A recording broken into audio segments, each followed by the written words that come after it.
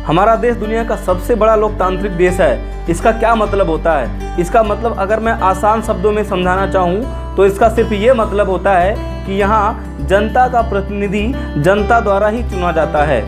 अब सोचने वाली बात यह है कि जनता द्वारा चुना जाता है या जनता को उसको चुनने की मजबूरी होती है। अगर किसी घर में 4 लोग हैं और चारों नालायक हैं और आपसे कहा जाए कि इन चारों में से आपको किसी एक को अपना प्रतिनिधि चुनना है, तो आप बताइए, जब आपके पास ऑप्शन ही ऐसे आते हैं कि जो अयोग्य हैं, तो आप अपना नेता चुनोगे या आपके पास अपना नेता चुनने की मजबूरी होगी?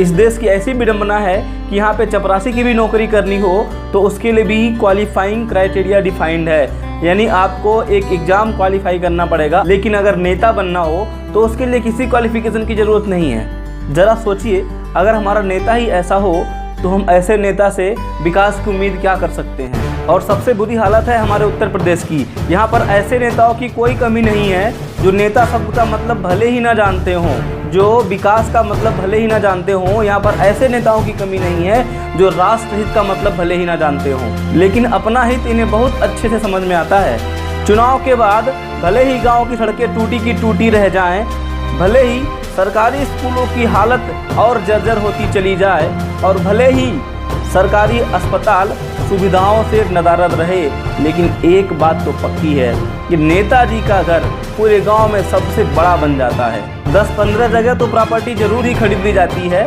और मैं 2 व्हीलर की बात नहीं कर रहा हूँ, लेकिन 2-4 लग्जरी क्लास 4 व्हीलर गाड़ी तो ज़रूर उनके घर में आ जाती है।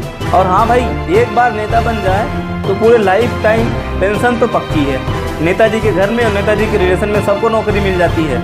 अब इतना कुछ मिल जाने के बाद किसको पड़ी है राष्ट्र हित के बारे में सोचने की, किसको पड़ी है गांव के विकास के बारे में सोचने की, किसको पड़ी है देश के विकास के बारे में सोचने की? शायद अब आप लोग लोकतंत्र समझ गए होंगे, क्योंकि एक आम आदमी के लिए यही लोकतंत्र है। दोस्तों, चुनाव के टाइम नेता तो जनता को लुभाने के लिए अपना घोषणा पत्र बना लेते हैं, लेकिन अब यह टाइम आ गया है कि चुनाव नेताओं के घोषणा पत्र पर नहीं बल्कि जनता के घोषणा पत्र पर होना चाहिए। जब भी आप वोट देने जाएं, चाहे वो प्रधान के लिए हो या प्रधानमंत्री के लिए हो, अपना घोषणा पत्र उन्हें जरूर दिखाएं और अपना नेता सिर्फ उन्हीं को चुने जो इस घोषणा पत्र में लिखे गए कामों को पूरा करने का वादा करें और पूरा करके दिखाएं भी, और जिसमें खुद का विकास नहीं बल्कि देश का विकास हो और मेरे उत्तर प्रदेश का विकास हो।